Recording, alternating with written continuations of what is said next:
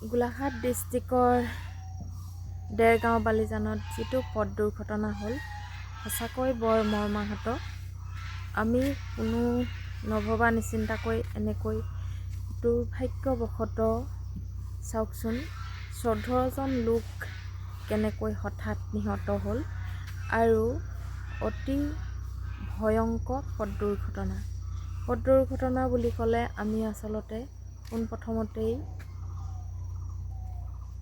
ড্ৰাইভাৰজনকে দুখ দিওঁ বা বহু কথা আহি পৰে মনলৈ। সেয়েহে মই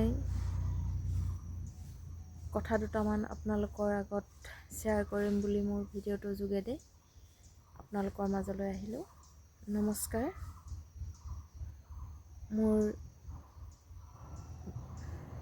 নমস্কাৰ বন্ধু বান্ধৱীসকল, মই মৰমী। মোৰ ইউটিউব চেনেলটোলৈ আপোনালোক সকলোলৈকে স্বাগতম জনালোঁ। আশা কৰোঁ আপোনালোকৰ সকলোৰে ভাল। কিন্তু আমাৰ গোলাঘাট ডিষ্ট্ৰিক্টৰ যোৱাকালি যি ঘটনাটো হৈ গ'ল, সেই ঘটনাটো শুনি আচলতে বৰ মৰ্মাহত হৈছোঁ আৰু দেখিছেই নহয় দুখত অলপ ভাগি পৰা দি পৰিছোঁ। কাৰণ তেনেকুৱাবিলাক নিউজ চাই থাকিলে নিশ্চয় মনবিলাক বহুত ভাগি যায়। এখন ঘৰৰ 5জনকৈ লোক হেৰাই গৈছে, তাতকৈ আৰু দুখৰ বিষয় কি হ'ব পাৰে। সেয়েহে ক'বলৈ একো ভাষা নাই। এতিয়া মুঠৰ ওপৰত এটাই মোৰ প্ৰশ্ন ৰাইজৰ মাজলৈ এৰিছোঁ। যি নেকি মৃতকৰ পৰিয়াল বা যি নেকি দুৰ্ঘটনাবশতঃ আঘাতপ্ৰাপ্ত হৈছে, তেওঁলোক ইতিমধ্যে চিকিৎসাধীন হৈ আছে। তেওঁলোক চিকিৎসাধীন অৱস্থাত থকা এগৰাকী কিশোৰীয়ে ক'লে মাক আৰু ককায়েক ভৰ্তি হৈ আছে। তেওঁ কৈছে যে ককায়েকৰ ভৰি দুটা আৰু কামিহাড় 8ডাল ভাগিছে আৰু দেউতাকৰ মূৰত কিবা সোমাইছে আৰু কামিহাড় গোটেইখিনি ভাগিছে আৰু সোঁহাতখন ভাগিছে। অতি দুখৰ বিষয়। তেওঁলোক ডক্তৰে পৰামৰ্শ লৈ আছে, কিন্তু চৰকাৰৰ প্ৰতিনিধি তেওঁলোকৰ ওচৰত এতিয়ালৈকে কোনো উপস্থিত হোৱা নাই। অতি দুৰ্ভাগ্য কথা। মৰা কেইজন মৰি গ'ল, কিন্তু জীয়াই থকা কেইজনৰ ওচৰত নিশ্চয় চৰকাৰৰ প্ৰতিনিধি কোনোবা উপস্থিত হৈ তেওঁলোকক নিশ্চয় সহায়ৰ হাত আগবঢ়োৱা হ'লে নথৈ আনন্দিত হ'লোহেঁতেন। আপোনালোকে কথাকেইটা শুনি কমেণ্ট বক্সত কমেণ্ট কৰিব বুলি মই আশা ৰাখিলোঁ। যদি জনপ্ৰতিনিধি তালৈ গৈ ডক্তৰক ট্ৰিটমেণ্টৰ কাৰণে বা যিয়ে নহওক পৰামৰ্শ দিয়া হ'লে নিশ্চয় সহায় পালেহেঁতেন ভুক্তভোগী পৰিয়ালকেইটাই। এতিয়া কথা হৈছে কি, এক্সিডেণ্ট হোৱাৰ লগে লগে কোনেও হাতত টকা পইচা লৈ নাথাকে।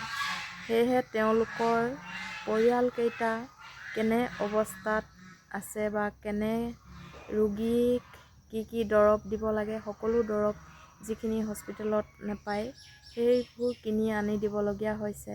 সেই হেতুকে যদি অলপ হ'লেও চৰকাৰৰ ফালৰ পৰা সহায় পায়, নিশ্চয় পৰিয়ালকেইটাই বহুত সহায় পালেহেঁতেন আৰু মৃতকৰ পৰিয়াললৈও আৰ্থিক হিচাপে সাহায্য আগবঢ়াব বুলি শুনিছোঁ। কিন্তু কিমান দূৰ সম্ভৱ সেইটো পৰিয়ালসকলে পাছত জানিব বা তেওঁলোকেহে জানিব। কিন্তু সম্ভৱ হৈ উঠিবও পাৰে, নুঠিবও পাৰে। কাৰণ বেলেগ কাৰোবাৰ যদি কিবা হ'লহেঁতেন নিশ্চয় গোটেই উপৰি জুপৰি মানুহ চৰকাৰৰ প্ৰতিনিধি উফৰি পৰা দেখা যায়। কিন্তু আমাৰ গোলাঘাট ডিষ্ট্ৰিক্টত কিয় ইমান হেমাহি কৰে সেইটোৱে মই ভাবি আচৰিত পাইছোঁ। গুৱাহাটী পৰ্যন্ত ৰোগী গৈ পালেগৈ, কিন্তু কাষতে থকা কোনো জনপ্ৰতিনিধি তেওঁলোকৰ ওচৰত এষাৰ মাত লগাবলৈ অহা নাই। ঘটনাস্থলীত অৱশ্যে অজন্তা নেওগ বাইদেউ উপস্থিত হৈছে, সেইটো বাৰু ক'ব লাগিব। তথাপিতো যিমান পাৰে সিমান আৰ্থিকভাৱে পৰিয়ালকেইটাক যে সহায় কৰিব বুলি মই মোৰ ফালৰ পৰা আশা কৰিলোঁ। কিয়নো তেওঁলোকৰ এতিয়া সম্পূৰ্ণকৈ হাড় ভাগি গৈছে।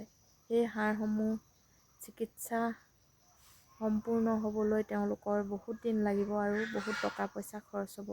সেয়েহে যদি চৰকাৰে কোনো সহায় নকৰে তেওঁলোকৰ হয়তো কিছু অভাৱেও দেখা দিব পাৰে।